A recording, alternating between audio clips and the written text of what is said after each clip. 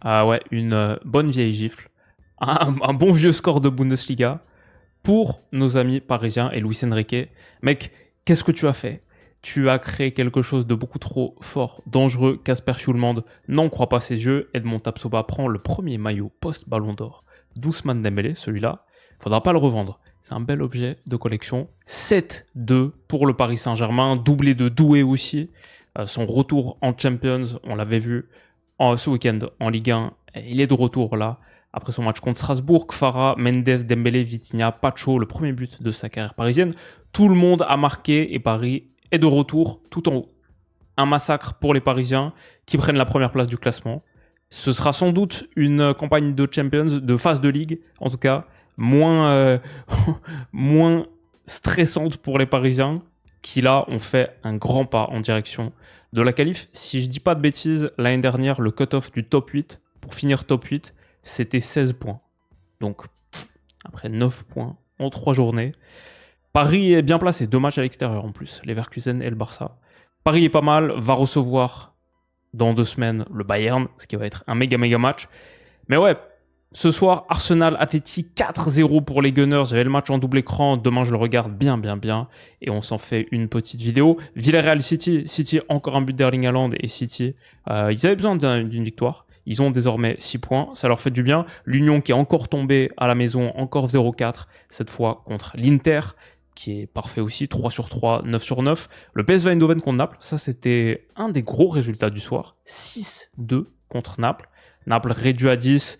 Ils prennent 3 buts après dans le dernier quart d'heure. Mais quand même, costaud pour le PSV Eindhoven, qui revient peut-être un peu dans la conversation. Newcastle Benfica 3-0. Dortmund Copenhague au Danemark 4-2 pour Dortmund, qui est à 7 points sur 9 possibles. Il y avait beaucoup de gros scores sur cette première soirée de troisième journée de Champions. Et j'ai vu à 18h45 le Barça contre l'Olympiakos. Donc on va aussi parler de ça dans la deuxième partie de vidéo. Mais en attendant, les rois d'Europe, ils sont là, où on les attend, tout en haut. Et vendredi, on fait le Power Ranking d'octobre avec Stan, le top 10. Où mettrons-nous les Parisiens? Ça va dépendre de lui aussi. On va voir, on en discutera. Parlons un petit peu de ce match. Le premier but de William Pacho, le Paris Saint-Germain au sommet. C'était pour moi une des questions de cette rencontre, c'était le retour de Désiré Doué dans quelle forme? Spoiler, belle forme. Et on est toujours un petit peu sur cette interrogation du Paris Saint-Germain. Combien de joueurs ils ont véritablement dans leur rotation? 12, 13, 14, 15, qui sont les 14, 15, 16e. Donc on avait encore une titularisation de Mayoulou, notre joueur pivot, notre joueur crescendo, un des 10 breakout players de la saison, encore là, encore titulaire, parce que Dembélé était pour démarrer sur le banc. Désiré Doué, mais c'était plutôt des positions inverses. Mayoulou, après football liquide de Luis Enrique, on va voir, beaucoup de rotation. Mais Doué était plus considéré comme un avant, plus souvent sur la dernière ligne, ou la première ligne, en fonction de comment on l'entend. Fabien Ruiz et João Neves pas encore revenus, donc un entrejeu avec Vitinha. Et Zaïre Emery, Marquinhos sur le banc, donc Zabarni, qui a vécu un petit calvaire. Ça, c'était le système, en tout cas les hommes, la composition de Luis Enrique. Ce qu'on voit dès le départ, on pourrait presque enregistrer cette séquence et la jouer en repeat, juste changer les images. C'est la pression du Paris Saint-Germain, toujours et encore attaquer les matchs avec cette envie. Et surtout, la pression, l'agressivité, la débauche d'énergie, mais aussi la science défensive pour pas faire faute.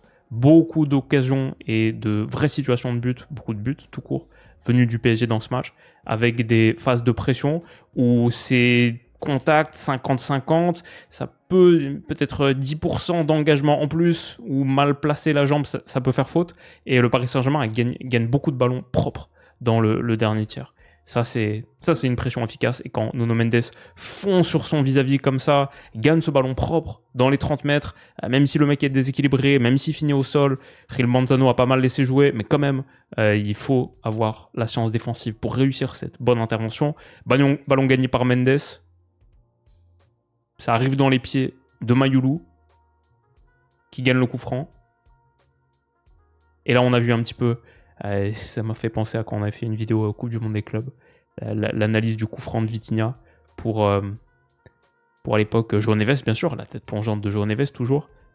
C'était ça. à l'époque contre l'Inter Miami. Encore une fois, Vitinha et Hakimi à la manœuvre. Vitinha sert Nuno Mendes, frappe déviée en corner. Tout ça est venu de la pression et de la récupération haute de Mendes. Et du coup, franc gagné par Mayulu, qui a fait un top match, j'ai trouvé. Si on se pose la question de la rotation, Mayulu, semaine après semaine. Ça, ce sera leur dernier sourire aux enfants de Leverkusen. Derrière, la soirée va tourner très très mal pour eux. Et combinaison sur corner, bien joué. Le Paris Saint-Germain a aussi les corners dans son arsenal. Il concède un peu d'occasion sur coup de pied arrêté par rapport à d'autres équipes. Et ils n'en marquent pas autant qu'Arsenal, mais ils ont pas mal de ressources sur coup de pied arrêté. Et là, ce top ballon mis par Nuno Mendes dans le dos pour Pacho. Très belle combinaison. 1-0, premier but de la carrière parisienne de William Pacho. Le groupe vit bien, les sourires. 1-0 pour Paris. Les rotations, on les voit ici par exemple sur cette première phase de construction. Donc on a Zabarni, Pacho et Mendes, la base de 3. Mais par exemple, Hakimi est venu dans le demi-espace très très haut comme ici. Et Seny Mayulu dans une position d'avant-centre alors que Doué a décroché. Pas mal de rotations. Quand Doué fait l'appel profond, quand la passe est donnée à Pacho, Mayulu décroche. Toujours les appels complémentaires. Ça ouvre du champ, l'appel de Doué. Il a ouvert du champ à l'intérieur en attirant notamment Andrich. Il est servi Mayulu. Top passe de Pacho, faut dire. Il peut se retourner. Kvara est déjà en train de demander. Et il y a tellement de possibilités dans le jeu parisien. C'est ça qui rend cette équipe tellement kiffante à voir jouer. Il y a beaucoup d'espace, il y a beaucoup d'angles ouverts. Il y a beaucoup de zones dans lesquelles mettre le ballon. Mayulu se déplace. Petit ballon par-dessus pour Barcola. Barcola a fait un top match aussi, j'ai trouvé. Il a fait tellement de ravages sur son couloir. Il était vraiment, vraiment en jambes. Et il a une supériorité. Dès qu'il y a un mec qui ne peut pas vraiment le suivre sur de longues distances, parfois il y a juste à mettre le ballon un petit peu en haut, un petit peu dans la profondeur. Et il est assez dévastateur. Là, j'ai trouvé très, très bon ce soir. Sur cette situation, Mayulu est retouché parce qu'il a fait le petit appel profond, Doué le sert. Beaucoup de propositions de la part de Seny Mayulu. Et on parle de ce mec comme un couteau suisse très polyvalent qui peut occuper plein de positions. Son QI foot. Vrai flair aussi, sens du but dans le dernier tiers. Mais son QI foot, c'est clairement sa faculté, sa qualité principale. Il sent trop bien l'espace. C'est pour ça qu'il s'est aussi vite intégré dans le module de jeu de Luis Enrique. Aussi, il a un petit côté tellement d'interceptions, tellement de duels où il ressort avec le ballon comme ici, entre Zahir Emery, un peu collé à Zahir Emery. Première récupération directe dans les pieds, Paris récupère le contrôle du ballon. Ici, sur cette passe d'Alej Garcia, hop, il surgit, encore un style. C'est vraiment des styles. C'est un peu le Dyson Daniels du foot européen. Il y en a un troisième là en seconde période, direct, boum, dans les pieds, il surgit, style, ballon gagné. Il termine Seny Mayulu avec une interception, 3 récupérations, 5 duels sur le terrain gagnés sur 5 joués. Pareil sur les duels aériens, 0 faute. Si on parle de ce Paris Saint-Germain qui a la science défensive de réussir ces interventions-là sans faire faute, ouais, Seny Mayulu, il est parfaitement dans le ton. Et encore un très très bon match, je trouve une très très bonne heure de jeu pour Seny Mayulu, qui nous habitue à grosso modo des performances très abouties et avec pas beaucoup d'erreurs. Le PSG après, sinon, donc retour en première période, le PSG toujours la construction triangulaire, hop, appui, remise, jeu en troisième homme, et Mendes souvent l'homme libre.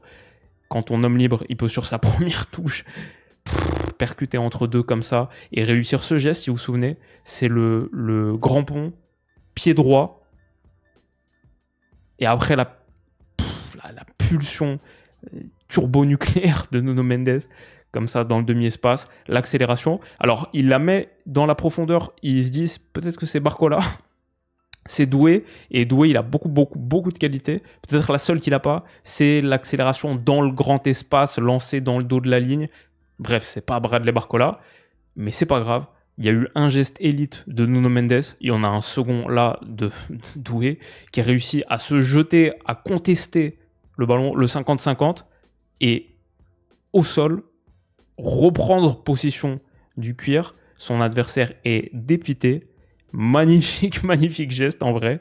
Et la combativité qu'il y a dans ce Paris Saint-Germain. Derrière, tu as déjà 6 joueurs dernier tiers. Tu as la proposition d'Hakimi autre côté. Ouais, cette équipe est juste trop forte. Et ça, c'est au bout de 20 minutes. Zabarni, le seul à avoir été en deçà dans ce match. Et pourtant, il avait même pas mal commencé contre Ernest Poku. Il avait réussi 2 interventions en pleine surface où il avait fait parler son gabarit. Après cette action, l'action du penalty, le premier penalty qu'il concède sur Etcheverry, il n'est pas le seul fautif de l'action. Et sur les 2 actions, il n'est pas le seul fautif. C'est un truc que j'ai envie de mettre en lumière quand même. Évidemment, c'est une catastrophe pour lui. 2 penaltys provoqués, carton rouge, sort à la 40e minute. Et le match peut basculer un petit peu là-dessus. Il y a un petit peu d'autres fautifs sur l'action. Quand ce jeu est trouvé dans la surface, Vitinha a été un petit peu aspiré et il laisse une ouverture. Il y a aussi un peu la faute à pas de chance parce qu'il y a eu encore un 4e style de Mayulu en pleine surface. Il met le pied là où il faut, il fait pas faute. C'est très bonne intervention en vrai, mais ça rebondit malencontreusement, un peu de billard dans la surface sur la jambe de Pacho. Etcheverry, du coup, il peut arriver lancer. Honnêtement, pas trop de chance là-dessus. Et c'est une situation que tu vas pas revoir tous les 4 matins. C'est un peu de confusion. Peut-être Pacho peut la dégager ou Zabarni mieux faire quand même. Mais dans l'ensemble, peut-être la ténacité et l'agressivité d'Etcheverry a été récompensée. Après, il y a un geste qu'il faut pas faire de Zabarni, cette main bien sûr. Mais ouais, penalty donc pour Leverkusen. Heureusement, ça échoue sur le poteau de Chevalier. Grimaldo rate un penalty, il en rate pas beaucoup, il a raté celui-là. Leverkusen en plus, réduit à 10 sur ce coude un peu stupide d'Andrich. Je pense pas que c'était malicieux, je pense pas qu'il avait un différend à régler avec Désiré Doué. Je pense qu'il s'attendait à ce que Doué saute avec lui et que ce soit un peu de l'épaule contre épaule. Bah du coup non, c'est juste épaule contre menton. Il dégomme Désiré Doué, il prend un carton rouge, il conteste pas parce qu'en vrai c'est un geste assez hardcore. Et ça peut... Le match il devient un petit peu fou là aussi parce que carton rouge, Leverkusen réduit à 10. Et comme vous avez vu, quelques instants plus tard, Paris réduit à 10 aussi, ce qui a rendu ce match très très ouvert. 10 contre 10 pour Paris, s'ils pouvaient jouer tous les matchs à 10 contre 10, je pense que ça leur irait très très bien, avec leur capacité à ouvrir des espaces, trouver des poches d'espace. 10 contre 10, c'était un massacre. 11 contre 10, ça aurait été peut-être encore mieux, mais ce sera 10 contre 10 parce qu'il y a une action un petit peu foot des années 90, où sur l'ouverture de Flecken, Pacho, remise de la tête, Tapsoba, tête en une touche, dans le dos désormais de Pacho qui s'est avancé pour faire cette tête, de Zabarni, de Vitinha. Ça peut être mieux défendu ici. Kofané lancé dans le dos, Chevalier sort pas. Première erreur là je pense. Et Zabarni fait faute. Grossière faute, carton rouge, penalty encore une fois. Normal, il conteste pas. Je pense... Mendes défend mal aussi le coup. Donc Pacho, il est plus avancé que tout le monde parce que c'est celui qui a fait la tête de remise. Mendes, en fait, il fait un truc sur cette action. Il revient pour serrer Kofané entre Zabarni et lui, faire un peu le sandwich. Mais en fait, en lui mettant un impact dans le dos, il l'avance. Et du coup, il le fait passer devant Zabarni sur l'action. Alors que peut-être il fallait juste couper, priver l'accès au ballon comme ça en se positionnant devant, en lui mettant un tampon dans le dos comme ça pour déséquilibrer, un peu type Théo Hernandez contre Harry Kane, quart de finale de Coupe du Monde 2022, mais sans faire faute, c'est mieux. En mettant un coup de tampon, en vrai, c'est un coup de bumper comme ça qui aide l'avant-centre de Leverkusen qui se retrouve devant Zabarni. Mauvaise intervention, c'est un peu confus, mais Kofané gagne le penalty, Zabarni exclu, Aleix Garcia égalise, et là ça peut mal tourner pour le Paris Saint-Germain. Ça tourne pas mal du tout, parce que Vitinha est un crack, interception, geste lumière, magnifique, magnifique. Barcola joue très bien le coup aussi, et après le Paris Saint-Germain déplie le point comme le Nigeria des années 90. Ils ont 5 mecs qui sont en projection directe après ce ballon récupéré à la médiane. Et Désiré Doué, Kfara, lancé face à toi, c'est effrayant. Doué, je crois qu'il est incapable de perdre de la vitesse sur une de ses actions. Il est constamment en train de conserver le tempo. Même bousculé dans le dos, il réussit à transmettre dans le bon timing, poussé au sol. Il se relève dans cette action pour être servi. Perd aucune vitesse là-dessus avec un enchaînement en pleine surface magnifique. Le contrôle pied droit, la frappe pied gauche, splendide. J'ai fait 3 fois sur cette action. Non, incroyable, trop fort, trop fort, trop fort. L'enchaînement est franchement très très très très fort. Et le retour de Doué, pareil contre Strasbourg, il coûte un but, mais il en rapporte 2. Là aussi, encore dans ce match, il a été top. Le Doué 25-26, il passe encore une vitesse supplémentaire. le Paris Saint-Germain est une sacrée arme pour quelques années encore. Quand on parle de réussir à faire pression sans faire faute, dans un match où l'arbitre a bien laissé jouer, mais je pense pas qu'il y ait faute d'Hakimi là-dessus, on est totalement sur cette... Paris, il y a un partout à la 40e minute, il rentre au vestiaire à 4-1. Il y a eu le 2-1 qu'on a montré, de Désiré Doué l'enchaînement, et après Hakimi ici, dans le dos, ballon gagné. Paris Saint-Germain accélère, trop facile. Kfara, en 2 temps, ça lui revient dans les pieds, en pleine surface. Combien de ballons dans la surface le Paris Saint-Germain a touché dans ce match. Ça fait 3-1, et le 4-1, pareil, sur une projection rapide, bien sûr, on sait que le Paris Saint-Germain a ça. Dans son arsenal, ils accélèrent, Barcola, Doué, l'ouverture, et top frappe pour un mec qui est revenu très très chaud. 4-1 pour le PSG, ton équipe mec, elle est juste trop forte. Et à 10 contre 10, ouais, c'était souvent 3-1-5, toujours les 5 couloirs de jeu pour le Paris Saint-Germain, toujours beaucoup de résolutions offensives, et toujours un Vitinha qui est un petit lutin magique, un dynamisme hors pair, une mobilité avec ballon incroyable. Il y a eu un petit écran posé par Kfara, bien fait. Il accélère. Nuno Mendes, ouais, qui est dans cette position normale de joueur le plus avancé du Paris Saint-Germain, ouais, comme souvent. Servi, plein axe, top passe de Vitinha, top appel. La finition, Marc Flecken a fait un match catastrophique, hein, il en relâche 3 ou 4, 2 ou 3 minimum. Et notamment celui-ci de Nuno Mendes doit faire mieux là-dessus. Mais Paris Saint-Germain a parqué sur ses 5 premiers tirs cadrés. Ils ont eu de la réussite là-dessus. Ils ont généré des grosses occasions, des big chances, avec beaucoup de verticalité, beaucoup de qualité, tout ce qu'on connaît de cette équipe. Aleix Garcia a marqué un but hardcore pour son doublé, pour passer à réduire le score à 5-2. Mais le Paris Saint-Germain a continué de presser de la première à la 90e minute. Ça aussi, ça fait la différence. Ça aussi, on en parle depuis 1 an. Et ouais, tu gagnes 5-2, c'est l'heure de jeu. Et Barcola continue de faire des efforts de dérater, les courses de repli, ballon gagné ici, avec ses longues jambes, avec sa vitesse. Il peut bien presser, et il a beaucoup d'énergie. Ballon gagné haut. Mendes la passe, ça c'est le but du 6-2. Elle m'a rappelé un petit peu celle de Fabian Ruiz l'année dernière dans le demi-espace. Des situations similaires pour Barcola dans la profondeur, dans l'intervalle, dans le dos de la ligne. Il n'y a plus Fabian Ruiz, il va revenir bientôt, mais Nuno Mendes, c'est pas mal aussi. Barcola servi, passe devant son vis-à-vis, dans le grand espace, il était injouable ce soir. Il sert Dembélé, ça fait 6-2, et déjà le but du retour pour Ousmane. Ousmane, ballon d'or, Ousmane buteur, et ça fera 7-2 sur cette ouverture lumineuse de Vitinha. Le Petit Prince qui a mérité son but, 7-2 donc pour le Paris Saint-Germain, qui a déjà 13 buts en 3 matchs sur cette campagne de Champions, qui est à 3 sur 3, à 9 sur 9. Ils sont très très bien partis, ils finiront top 8, ça fait très peu de doute. Ils ont encore des beaux adversaires, bien sûr le Bayern, méga match le Bayern, dans 2 semaines au Parc. Tottenham, pour un remake de la Super Coupe d'Europe, où les Spurs, ils ont un petit peu faibli récemment, mais ils ont posé beaucoup de problèmes sur ce match contre le Paris Saint-Germain, ils sont peut-être encore capables.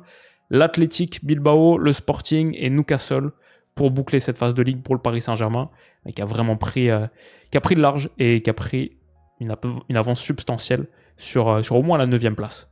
Ils sont très très bien positionnés pour finir top 8 et éviter les playoffs, éviter les 16e de finale, et aussi potentiellement pour aller chercher ce qui leur permettrait d'avoir l'avantage du terrain jusqu'à la finale à Budapest, s'ils y vont. En tout cas, sur 8e de finale, quart de finale, demi-finale. S'ils finissent parmi les 2 premiers, ils auront l'avantage du terrain. Ils recevront au retour sur tous les tours à élimination directe qu'ils disputeront. Ça, c'était le Paris Saint-Germain. Tout en haut, les rois d'Europe sont de retour. La deuxième chose, le deuxième match que j'ai vu en intégralité, écran principal, ce soir, c'était Barça-Olympiakos. Et on a vu le Barça qu'on connaît, avec du bien, du moins bien. Quand même pas mal de bien. Déjà Fermin Lopez, un triplé, Rashford, un doublé, 6-1 pour les Catalans à Montjuïc.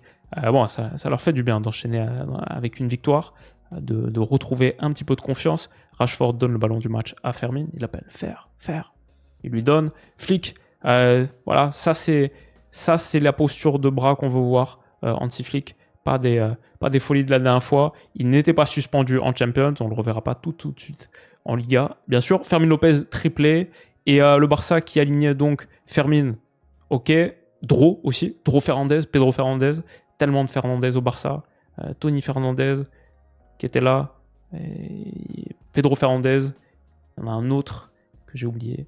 Mais beaucoup de petits Fernandez. Donc Draw, qui n'était pas positionné en tant que numéro 10, c'était Fermin en tant que numéro 10 dans le 4-2-3-1 bien sûr. Il était plutôt ailier gauche ici. Pareil, le Barça fluide, pas autant que le PSG. Donc régulièrement quand même, il était sur l'aile. Le double pivot Pedri, Casado. La ligne de 4 avec Cubarsí, Eric Garcia, Koundé Baldé, la classique. Yamal était titulaire et Rashford dans l'axe. Ce que je vois, c'est des zonages, des mouvements de draw un peu plus vers l'intérieur. Baldé qui prend la largeur, comme ici. Donc, on retrouve effectivement aussi du 3-2-5 classique. Mais draw, beaucoup de propositions. Très intelligent, un petit peu dans le... Est-ce qu'on abuserait en disant dans le Mayulu rôle, dans le moule Mayulu. En tout cas, quand Baldé est servi, il fait l'appel profond, déclenche. Il se retrouve donc dans cette position, un des joueurs les plus avancés de la dernière ligne. Pedri le sert dans l'intervalle. L'Olympiakos, défensivement, c'est un peu une cata.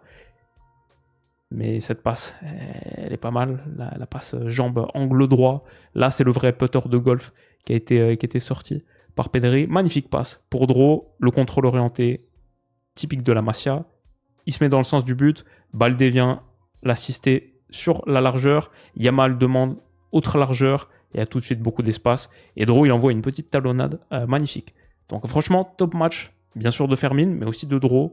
Baldé, pas mal. L'incursion en pleine surface, le dribble passé. Et son centre en retrait pour Rashford à ce moment-là. C'est la 5e minute, il y a encore 0-0. Le genou de Rashford, je ne sais pas si c'est la bonne surface. Il arrive à une hauteur un petit peu bâtarde, ce centre. Mais le genou par-dessus la barre, ça m'a rappelé l'autre jour contre Girona, le centre de Bargy fin de match, et Rashford qui la met au-dessus, qui la met à côté, devant Gazzaniga. Et Rashford, pour moi, il n'y a aucun problème sur son arrivée au Barça. C'est comme ce qu'on se disait, très bon coup pour le Barça, plus de profondeur offensive, et honnêtement, ça marche bien, ce qu'il apporte, c'est top. Sur des actions comme ça, on voit quand même que c'est pas un 9 pur, 9 élite, sur les centres, le jeu de tête, c'est pas exactement sa fonction, sa meilleure fonction. Mais par contre, très bon match de Rashford et très bonne acquisition pour le Barça. Juste là-dessus, ça m'a fait un petit peu tilter par rapport à la position de Rashford, parce que je sais qu'il veut beaucoup plus jouer neuf. Elle en parlait dans une interview juste avant de signer au Barça. Il y avait pas mal de discussions sur sa position avec son prêt à Aston Villa, etc. Saison dernière, première partie de saison à United. Quelle est la meilleure position de Rashford? Lui se veut neuf. Moi, je le trouve quand même encore meilleur dans le demi-espace gauche ou sur la largeur. Mais ouais, Baldé peut fournir pas mal de percussions dans ce demi-espace, comme ici, un petit peu en mode Nuno Mendes. Et après, ce ballon-là qui met, pied gauche, magnifique pour Fermin Lopez, qui a fait l'appel parfait. Voilà, le Barça a ça. Et ils ont Lamine Yamal qui détruit son vis-à-vis. Et ça permet à Fermin d'ouvrir le score 1-0. Ça, c'est pas mal. Qu'est-ce qu'ils ont? Ils ont la pression, bien sûr. Draw. Magnifique course de pression, parce qu'il y a beaucoup d'espace pour son vis-à-vis, mais il l'anticipe parfaitement, il fait les pas d'ajustement. Le mec commence déjà à se prendre un petit peu les pieds dans le tapis. Très très bonne pression de Draw. La passe, du coup, l'Olympiakos a déjà perdu du temps. Et quand ça a remise à l'intérieur, Pedri a suivi et fait la course complémentaire de celle de Draw. Ballon gagné à 40 mètres. Magnifique intervention de Pedri. Draw accélère, transmet à Fermin. Le Barça en projection après la récupération. Et Fermin, beaucoup de sang-froid aussi. Petite feinte de frappe pour finir. Lui aussi, il a un top sens du but. Il marque un triplé dans ce match, pas pour rien. Dans la zone de vérité, le pied de Fermin. Il tremble très peu, pied droit, pied gauche. Il est vraiment, vraiment impressionnant, ce mec. Et il aura mis les 3 buts du pied gauche donc, dans ce match pour notre ami Fermin, avec ici Draw, mais là vraiment les 2 pieds. Casado dit à Draw, assiste, assistencia peut-être. Tu vas avoir une passe décisive, trop mignon. Effectivement, il aura une passe décisive sur cette action. J'ai quand même trouvé le Barça, on a vu une équipe qui, sur les derniers matchs, concède 4-5 face à face par match. La saison dernière, si mes calculs sont bons, 39 buts encaissés en Liga, plus genre une vingtaine en Champions. J'ai envie de dire 24 en Champions. Ça fait déjà 63, plus 9, je crois, sur Coupe du Roi et Supercopa. Donc minimum 70 buts encaissés par le Barça saison dernière, toutes compétitions confondues, parce que quand leur pression est battue, quand le piège du hors-jeu ne fonctionne pas, ils prennent des face-à-face. Mais aussi, ils ont d'autres problèmes. Ils n'ont pas que ça.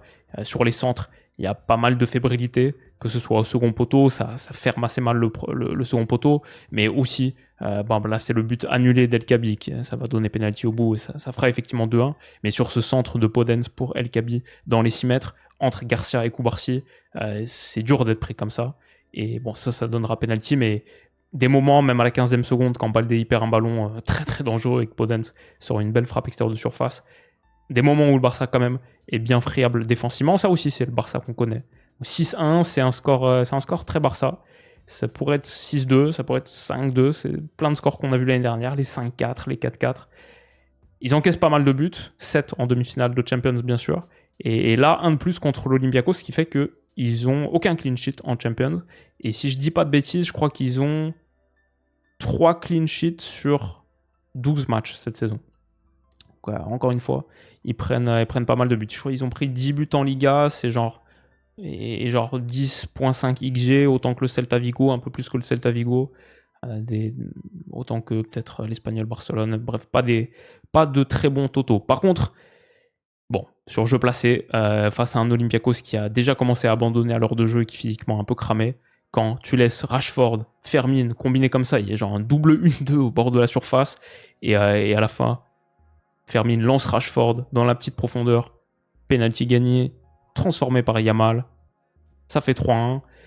La couronne, ça fera 4-1 quand Rashford peut avoir des positions de tir comme ça en pleine surface. Ouais, tu peux pas lui laisser ça.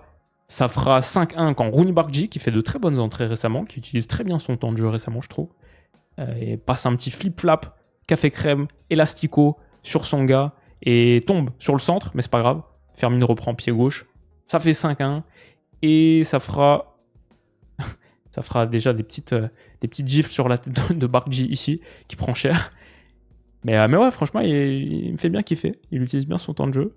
Et ça fera 6-1 quand le ballon part dessus de Pedri est donné dans le dos pour Rashford.